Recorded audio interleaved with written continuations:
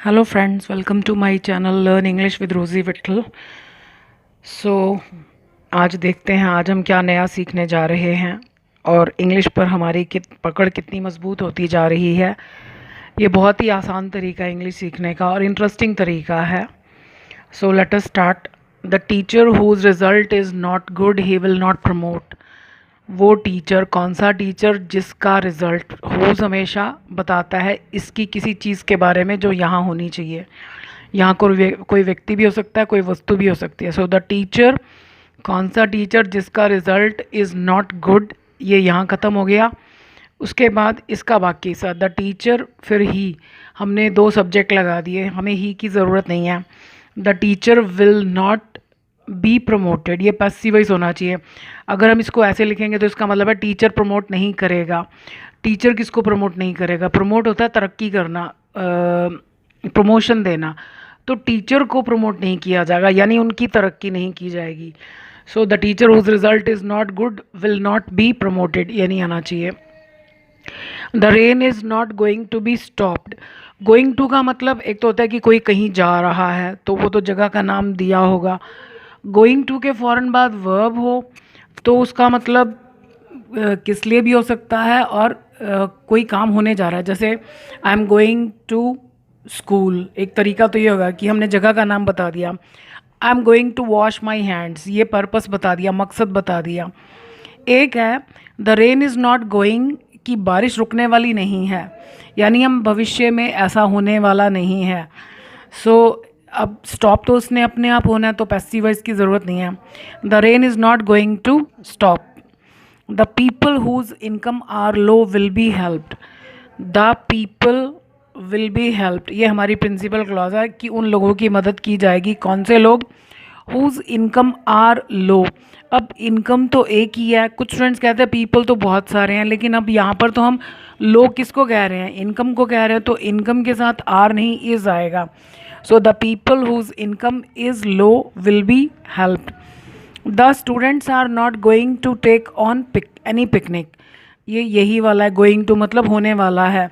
The students are not going to take, students नहीं ले जाने वाले हैं किसी पिकनिक पर। अब स्टूडेंट्स किसको नहीं ले जाएंगे? स्टूडेंट्स को नहीं ले जाया जाने वाला है, तो यहाँ पर पैसिव वॉइस चाहिए। तो इन्फिनेटिव का पैसिव वॉइस क्या होता है? Be plus third form. Infinitives के ऊपर बहुत सारी वीडियोस है, डिटेल में लॉन्ग वीडियोस हैं, आप चाहें तो प्लेलिस्ट में जाकर देख सकते हैं। So the students are not going to be taken on any picnic.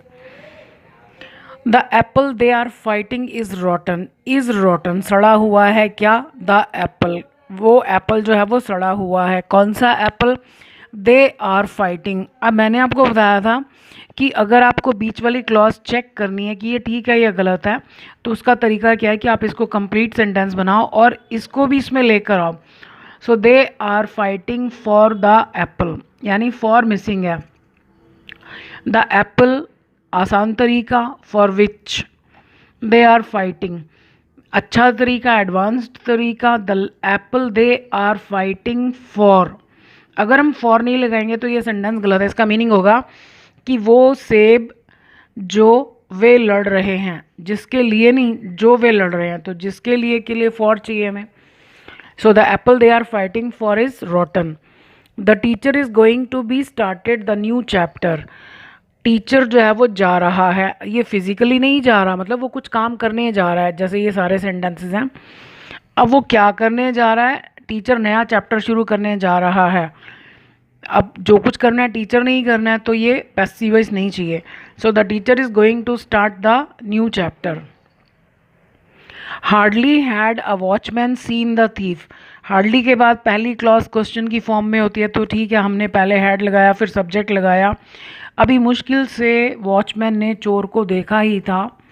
अब यहाँ पर क्या गलती है कि हम ए का मतलब होता है पता नहीं कौन। जब हम ये कह रहे हैं कि अभी वॉचमैन ने मुश्किल से चोर को देखा ही था, तो हमको पता होगा ना कि हम कौन से वॉचमैन की बात कर रहे हैं। So hardly had the watchman seen the thief, यानी जो चोर वहाँ आया हुआ था। When he raised the alarm, raise alarm का मतलब होता है खतरे को देखकर शोर मचाना। ये यहाँ पर द अलार्म नहीं आएगा। द अलार्म तो मतलब हमें पता है कि कोई एक पर्टिकुलर अलार्म लगा हुआ है। ये एक एक्सप्रेशन है, अ ग्रुप ऑफ वर्ड्स है जो हमेशा ऐसे आता है, he raised an alarm. The alarm नहीं होता। द अलार्म होता है जैसे I set the alarm off, I set the alarm but it did not ring, मतलब मैंने अलार्म सेट किया, कौन सा अलार्म, जो मेरी घड़ी या फ़ोन में था। So hardly had the watchman seen the thief when he raised an alarm. The no sooner did the child finished his food. जैसे हार्डली के बाद क्वेश्चन की फॉर्म में होता है फर्स्ट वाला पार्ट, ऐसे ही नो सूनर के बाद भी क्वेश्चन की फॉर्म में होता है। ये इन सब का मीनिंग सेम है, hardly, no sooner, as soon as. So no sooner did the child finished. Did को सेकेंड फॉर्म कभी भी पसंद नहीं, तो डिड के साथ हमेशा फर्स्ट फॉर्म आती है। So no sooner did the child finish his food, यानी अभी उसको अपना फूड ख़त्म किए ज़्यादा देर नहीं हुई थी। व्हेन, व्हेन हमने ऊपर भी लगाया, यहाँ भी व्हेन लगा दिया। सूनर दैन, आप एडजेक्टिव की कंपैरेटिव डिग्री को याद करो, टॉलर दैन, उसमें व्हेन नहीं आता, तो यहाँ दैन आना चाहिए। व्हेन हार्डली वाले सेंटेंसेस में आता है। THAN, than he got a toffee, कि उसको एक टॉफ़ी मिली जैसे उसने अपना खाना ख़त्म किया। The plants whose flowers does not have good fragrance will replace. वो पौधे, कौन से पौधे जिनके फूल, फूल किसके हैं, इनके। हुज फ्लावर्स, अब फ्लावर्स बहुत सारे हैं तो डू नॉट आएगा, डज नॉट नहीं आएगा। मैंने कहा ना कि सिंपल प्रेजेंट टेंस जब भी आएगा तो बहुत चांसेस होते हैं कि उसमें एस और एस की गड़बड़ हो। तो do not have good fragrance, यानी वो पौधे जिनके फूलों की खुशबू, फ्रेग्रेंस मतलब खुशबू, खाने पीने की खुशबू एरोमा होती है, वहाँ पर फ्रेग्रेंस नहीं होता। So whose flowers do not have good fragrance will replace, वो बदल देंगे, पौधे नहीं बदलेंगे, पौधों को बदल दिया जाएगा, यानी उनकी जगह दूसरे लाए जाएंगे। तो ये प्रिंसिपल क्लॉज जो है ये पैसिव वॉइस में नहीं चाहिए, will be replaced, the plants will be replaced. और यहाँ do not. Why did I fail will surprise you. अभी तक हमने पढ़ा कि हमारा सब्जेक्ट कोई व्यक्ति था, कोई वस्तु था, लेकिन कोई एक पूरी बात भी हमारा सब्जेक्ट हो सकती है, उसको नाउन क्लॉज बोलते हैं। क्लॉजेस पर वीडियोस हैं, लॉन्ग वीडियोस आप देख सकते हैं, noun clause, adjective, adverb clause. जब हमारा सब्जेक्ट कोई बात होती है, यानी कोई छोटा सा सेंटेंस होता है, वो कभी भी क्वेश्चन की फॉर्म में नहीं होना चाहिए।